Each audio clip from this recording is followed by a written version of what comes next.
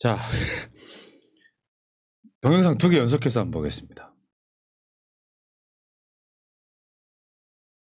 자, 출발. 이에 재판관 전원의 일치된 의견으로 주문을 선고합니다. 탄핵 사건이므로 선고 시각을 확인하겠습니다. 지금 시각은 오전 11시 22분입니다. 주문, 피청구인 대통령 윤석열을 파면한다. 다시 봐도 전율입니다. 마치겠습니다. 헌법재판소가 진짜 울컥하지 않아요? 다시 봐도 네, 헌법재판소가 2025년 4월 4일 오전 11시 22분 윤석열 대통령을 같이 봤는데 파면했습니다. 너무 좋은데 박수 치지 말아라 해가지고 밖에 기자. 역사의 길목 굽이굽이 돌 때마다 어깨동무 풀지 않고 조금씩 더 위대해진 나라가 있다. 흔들린 적 없어 위대한 것이 아니라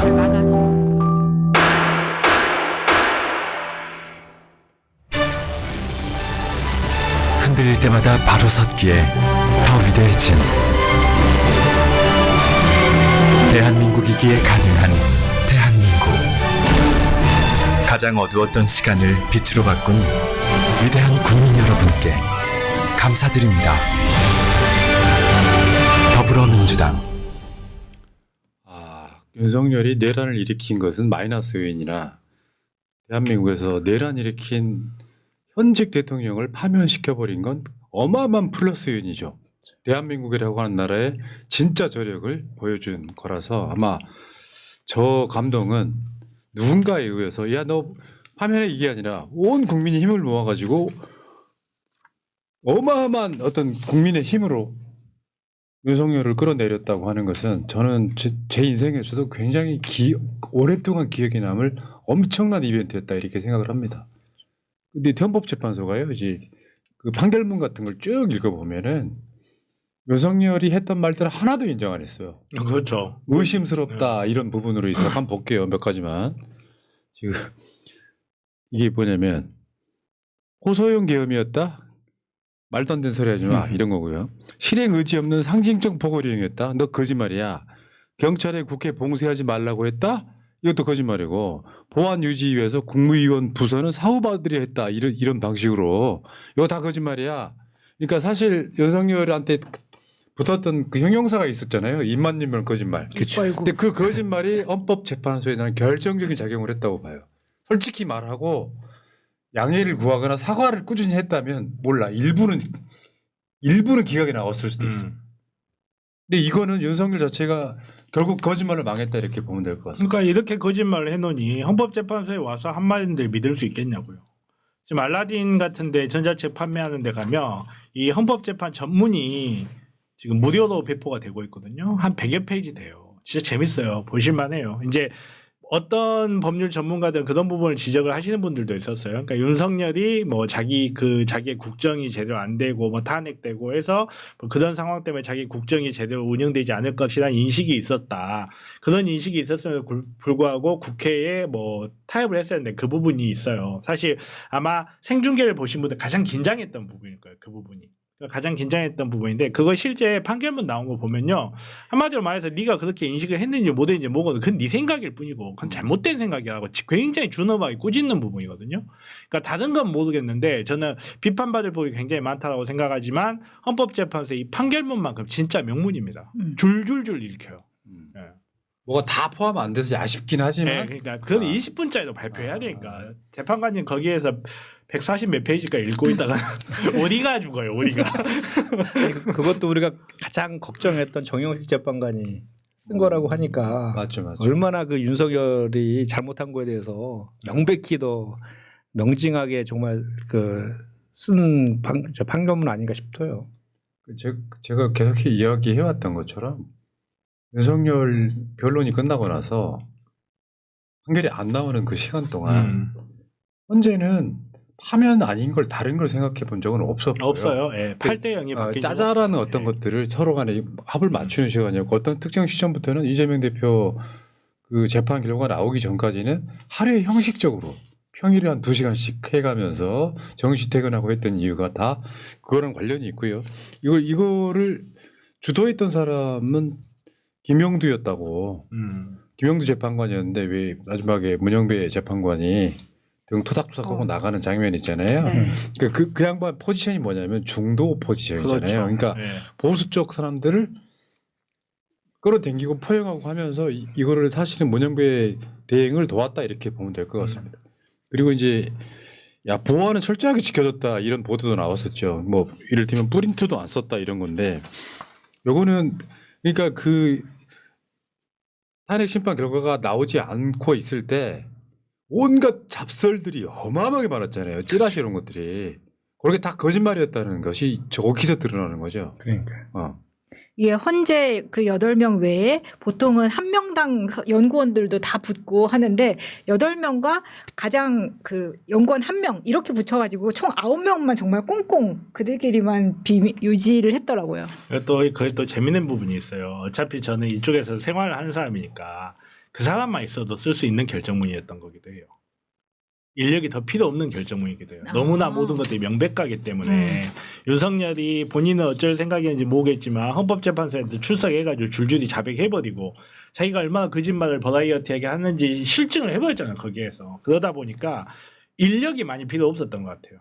요 정도 결정문을 쓰는데 헌법재판소 연구관들이 많이 붙을 필요가 없다. 그리고 정말로 좀 타이트하게 꾸려가지고 헌법재판관들끼리 평의하고 결정하고 이게 낼 수 있는. 이번에 보안은 정말 철저하게 지켜진 것 같아요. 그러니까 추론해 보면 그 며칠 전에 국민의힘에서 빨리 선고하라고 그랬잖아요. 그 권영세 비대위원장이 그 얘기도 있었고 윤석열 측에서도 이게 만약 기각이나 뭐 각하나 이런 가능성이 좀 있었다. 그 이렇게 만약 이게 8대 0으로 파면될 거라 생각했으면 짐을 미리 좀 싸놨을 텐데 전혀 지금 뭐 움직일 생각도 안 하잖아요. 제가 봤을 때는 걔네들이 짐을 먼저 쌌을 것 같지는 않아요. 그러니까. 8대 0이라고 알았어도 잠깐만 어떻게 버텨야 되지? 싸놓고 버티지 않았을까? 아니 여사라고 하면 안 되지. 이제는 여사라고 할 시도 김씨가 그랬겠죠. 야 선 없는 날이 언제냐 이랬겠지. 아 또 날 받는 거야 나가는 그럼요. 날도. 지금도 무속. 지금 그 윤석열이 지금 이제 메시지를 한 2-3번 냈잖아요. 처음에 냈을 때도 이 사람도 극우한테 고맙다는 이야기를 하고 있네. 이런 건데 지금 입장문 잠깐만 볼게요. 4월 6일 날 거예요. 일요일 날 나온 거예요. 자유와 주권 소유를 위해 싸운 여러분의 여정은 대한민국의 위대한 역사로 기록될 것이다. 뜨거운 나라 사랑에 눈물이 났다. 늘 지지자 여러분 곁을 지키겠다. 뭐 저런 인간이 다 있습니까? 저런 인간이니까 저런 짓을 했고 반성도 없고 하는 거지. 저는 그거 크게 기대 안 하면 마음 편합니다. 저게 파면하고 첫 번째 나온 입장문이죠. 두 번째. 두 번째. 네. 토요일 날 나온 거예요. 늘 여러분 곁을 지키겠다. 결코 좌절하지 말라. 이게 뭔 말입니까? 근데 뭘 좌절하지 말라. 저 발표를 하고 있는 순간 그 여러분이 몇 분 없더라고요. 그러니까 어제 토요일 날인가요? 윤석열 파면되고 나서 막 엄청 모인다 그랬잖아요. 소년본화의 집회를 취소했고 네.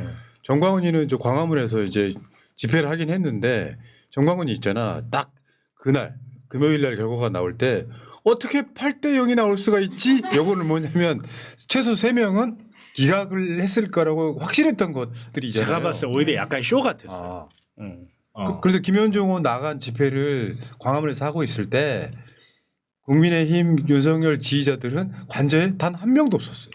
지키겠다고 몰려갔던 이런 거라서 확실히 그건 맞는 것 같아요. 돈 다 떨어지니까 동원이 불가능했다 이렇게 보면 될 것 같고.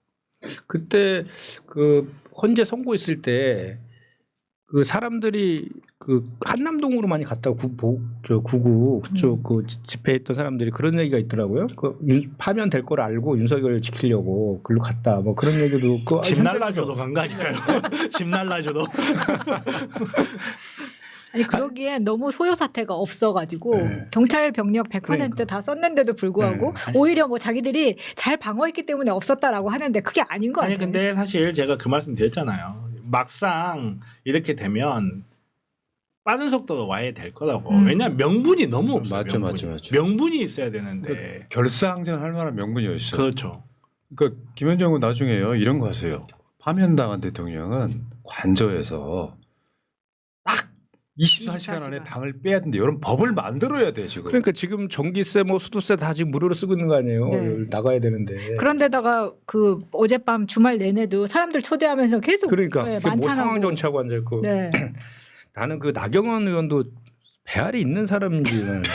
아니 지난번 당대표 선거 때 그렇게 개망신을 당하고 연판장 돌리고 그러니까. 그렇게 수모를 당했는데. 아니 자기 이익 앞에서는 아무것도 없는 분이세요. 솔직하게 말해서 진짜 그렇게 나는- 돈 많은 분이 법인카드에서 기름값 쓴 거 보세요. 아니 그러니까 나 그 정도 되면 차 한잔 하자고 윤석열이가 먼저 불렀다며요. 그러면 네. 아 나 안 가. 근데 뭐 파면 됐는데 이렇게 나가야지 그래도 좀 비웃으러 간 거 아니까. 바로 서울대 나왔다.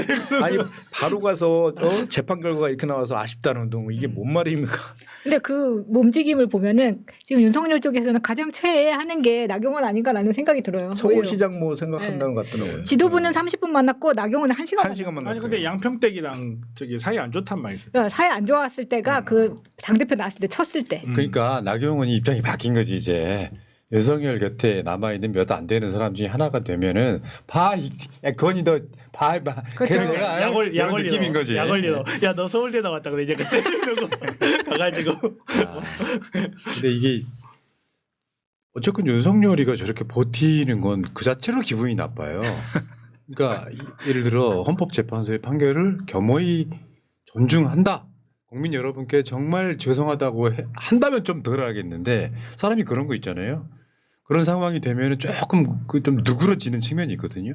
근데 그분들한테만 고맙다고 하고 국민한테 미안한 게 없는데 윤석열이 저지랄 해갖고 우리 국민 대한민국이 손해가 상상을 초월하는 손해거든요. 지금 그렇죠. 지금 저번에 계산해놓은 게 얼마예요? 300조? 이 정도까지 손해를 보고 있다고 하는데 아직도 지금 우리 국민의 세금으로 지금 저기 앉아가지고 언제 나갈지 모르는데 일찍 나가지 못하는 이유가 뭐 여러 가지가 있어. 하나는 그 전직 대통령 최초로 공동주택 아파트에 살기 때문에 경호의 문제가 있다. 첫 번째. 그리고 키우던 강아지들을 아파트에서 다 키울 수 없어가지고 다른 집을 알아보고 있다. 두 번째. 근데 윤석열이 사저 비용으로 책정해놓은 게 한 130억 되거든요. 그거 못 쓰잖아요 이제. 쓴다니까요. 왜 못 써요? 그거 쓰게 돼 있어. 판면당해도요? 밤에 당해도 쓰게 돼 있고 경호동으로 일정 기간 동안 하잖아요. 경호는 10년 최대한 10년까지 하는 건 알겠는데 비용까지도 대주는 게 있어요? 그 저번에 그 1년 예산, 그러니까 그 사저 예산을 130억인가 책정을 해서 우리가 그때 어떤 의혹 제기했냐면 그 돈으로 양평 고속도로 있는 거기 땅을 사서 세금으로 ESIND가 이익을 취하는 구조가 될 거다라는 예상을 했었는데 어쨌건 지금 나오는 그 예상은 한 수요일쯤 발표할 거다 이런 이야기를 하긴 하는데 방 빨리 빼야지. 그럼요. 국민들 근데 그게 말이 안 되는 게 그 형사 재판할 때 주거가 일정하지 않으면 안 되는 거 아니에요? 맞아요. 그렇기 때문에 오히려 체포를 하거나 이런 경우가 발생하는 거잖아요. 당연하죠. 아니 그리고 그 아크로비스타에서 한 6개월 동안 출퇴근했잖아요. 네. 뭐 경호 문제가 뭐가 문제예요? 그리고 아니, 거기에서 근데 강아지 다 키웠잖아. 거기 같이 사는 분들이 불편하다는 거예요. 네, 저희 선배님 한 분이 위층에 사시는 분이 있는데 그분이 내 입장도 좀 생각 좀 해달라고. 우리 얼마 짜리나 안 줬냐고. 아니 근데 그 사람들이 다 이직이잖아요. 아니 그러니까 의왕에 좋은 데 있다니까요. 전에 쓰시던데. 그렇지. 사실은 그 뭐 130억인가 140억인가 못 쓴다는 이야기도 있고 그렇더라고요. 아니 그거 못 쓰는 게 당연하고. 못 써요, 못 써. 그거 해가지고 전에 쓰시던데 근데 먼저 좀 들어가 계시라고 하긴 드리게요. 아니 그리고 심우정이가 빨리 재구속하는 게 제일 좋을 것 같은데.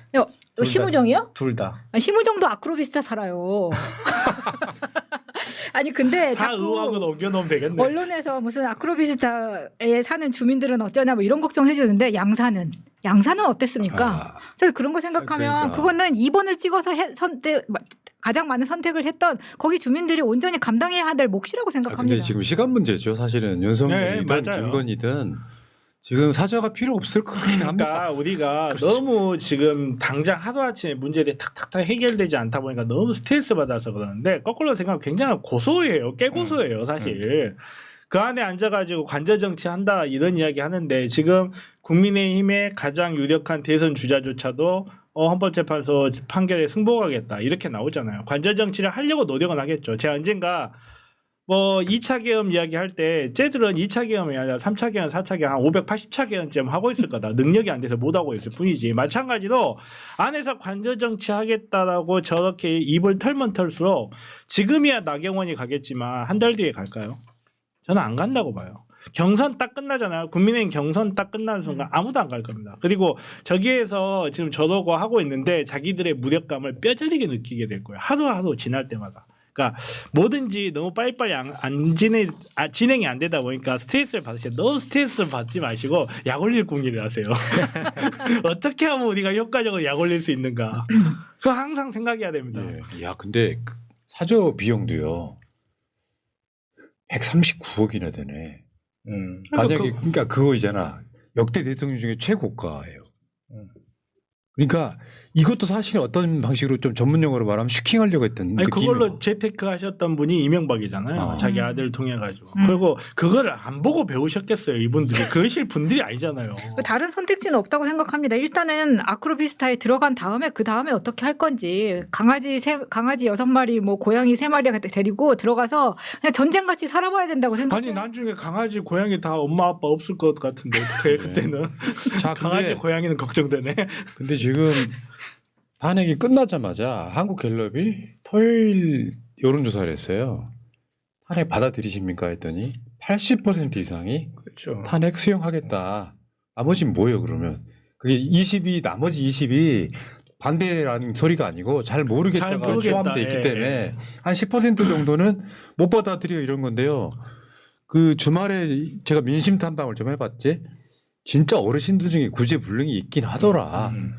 예를 들면 뭐 민주당이 무슨 탄핵 공작을 해가지고 윤석열 대통령을 탄핵시켰다고 하는 사람들이 있긴 있는데 내 마음이 그런지 몰라도요. 길거리를 막 이렇게 돌아다니는데 사람들 표정이 다 밝아. 그럼요. 아니 진짜 실제 밝아요. 어. 실제로 저 주말에 모임이 되게 많이 있어가지고 제가 늘 말하지만 제 친구들이 일찍들이 되게 심지어 그 일찍들조차 밝습니다. 진짜로. 파면 반대하는 분들은 표현을 못하죠 또 그러고. 그럼요. 네, 속으로만 뭐 오래하고 뭐 그렇게 할 걸 하겠지만 기본적인 건 다 그러니까 원래 이게 이 파면이 안 됐으면 우리가 저 4월 3일이 왜 4.3 항쟁 그 기념일이잖아요. 4.3 항쟁의 그 슬로건이 그 탄압하면 항쟁이다였어요. 네. 그래서 4월 3일 날 그 강화문의 집회에서 구호가 그거였어요. 기각이면 항쟁이다. 이런 구호가 있었거든요. 오히려 기각됐으면 국민들이 지금 맞아요. 저희가 여기 지금 저도 당장 나가서 이민 가든지 싸우죠. 어디 뭐 당장 수고될 아니 텐데 어딜 가긴 어딜 가세요. 아니 당장 우리가 당장 잡혀갈 대상이 되는데 그걸 어떻게 그거를 용납을 합니까? 오히려 이게 파면되었기 때문에 그렇죠. 빠르게 수습되는 예. 거거든요. 그러니까 불의가 법이 되는 순간 저항은 의무가 된다 이런 말이. 멋있는 말 준비해 오지. 몸에 갖고 있는 이런 건 준비해 와. 이런 거는 놀릴 거. 기각임 항쟁에다 멋있게 딱 했는데 더 멋있게 하시네. 아무튼간에 그 제가 하는데 얘네들이 지금까지 해왔던 게 뭐냐면 민주당이 내당이다 막 이런 식으로 뭔가 서로 간에 의견 충돌이 있는 것처럼 계속 사람들을 교묘하게 갈라치기를 해왔는데 헌법재판소라는 외견상 가장 객관적인 기관이 와가지고 뭔 개소리야 네가 내당이지 하고 딱 찝어줘 버린 거예요.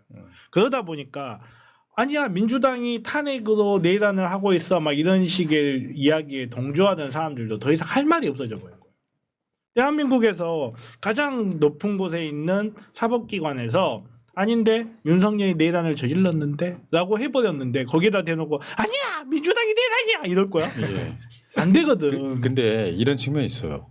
헌법재판소가 내란을 탄핵을 했잖아요. 그러니까 헌법재판소의 탄핵은 내란 행위에 대한 탄핵이잖아요. 결국 이게 연동되어 있는 게 내란죄잖아. 헌법재판소가 이거를 내란 행위를 인정했기 때문에 그렇죠. 대법원 같은 약간 그 판결에 있어갖고 내란 형사재판에 결정적 영향을 끼칠 수밖에 없게 되어 있는 그럼요. 것이죠. 엄청난 그래서 영향.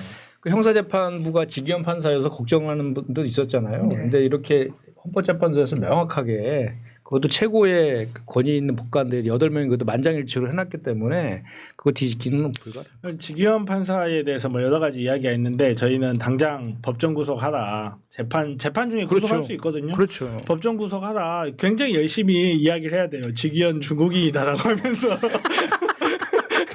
지기현 중국인이라들 하면서 열심히 이야기하면 제가 봤을 때는 14일 날 뭐 피고인의 행위로 봤을 때 재판이 제대로 진행이 되지 않기 때문에 오늘 판사의 직권으로 구속하도록 하겠습니다. 이거 제가 봤을 때 열심히 이야기하면 될 것 같아요. 엘리베이터에서 나 뭐 중국인이라던데. 근데 보니까 구속은 될 것 같아요. 왜냐하면 검찰에서 바로 태세 전환을 하는 것 같아요. 벌써 그 명태균 그 수사 관련해 가지고 김건희 소환 통지했더라고요. 중앙지검에서. 뭐라 이거지. 그 다음에 이제 윤석열도 소환하겠다. 뭐 이렇게 기사가 났더라고요. 그러니까 그거잖아요. 김 여사. 그렇죠. 어이 김씨. 저번에 왜 모처에 가서 우리도 살아야 핸드폰 뺏겼던 애들이 야 김 여사 잠깐 나와볼래요? 양평댁. 그래가지고 포토라인도 세울 가능성이 되게 높아. 왜냐하면 맞아요. 본인들이 살아야 돼. 수사한다는 걸 보여줘야 되기 때문에. 살아야 돼. 네. 아니 거기뿐만 아닙니까 공수처랑 경찰도 지금 벼르고 있어요. 네. 그때 검찰이 막아 수사 못했던 것들 그렇죠. 공수처랑 경찰에서 갖고 있는 것도 있거든요. 아니, 좀 있으면 공수처 또 검사도 싸우고 그럴 거예요 아마. 제가 그 생각이 나더라고요. 제가 그 주진우 법률위원장 있잖아요, 국민의힘. 네.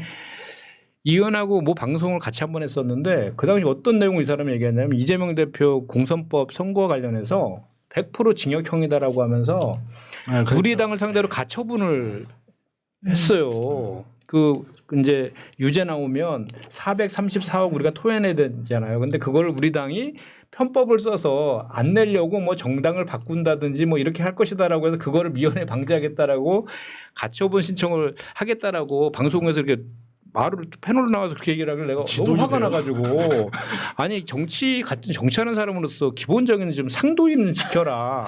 나중에 나는 이재명 대표 무죄라고 확신하는데 나중에 그 윤석열 지금 공소시효 중단되어 있는데 나중에 파면당하고 한번 나중에 그 국힘에서 윤석열이 공선법 위반으로 되면 390억 토해내야 되는데 그때는 뭐라 그러는지 내가 두고 보겠다 했는데 이게 현실이 됐어요. 그렇죠. 완전히 공선법도 살아있어 지금. 살아있거든. 네. 자 진행 한번 시켜봅시다. 네. 여기까지. 그다음에 이제 한덕수가 지금 대통령 권한 대행이기 때문에 이런 우려가 있어요. 내란 문건 봉인에 대한 부분. 저거 황교안이 그랬었잖아요. 그래서 지금 최대 30년 비공개인데 이 부분은 크게 걱정 안 하셔도 될 것 걱정 같아요. 안 하셔도 돼요. 국회가 3분의 2면 예. 저거 볼 수 있잖아요. 예. 국회가 3분의 1 볼 수도 있고 필요하면 해당 고등법원장이 영장을 통해서도 볼 수 있고 이거는요 2개월 뒤에 정권 바뀌면 다 해결될 문제니까 너무 스트레스 받지 마세요. 자 어쨌건 윤석열 방패 우리가 한번 외쳐야 되겠다.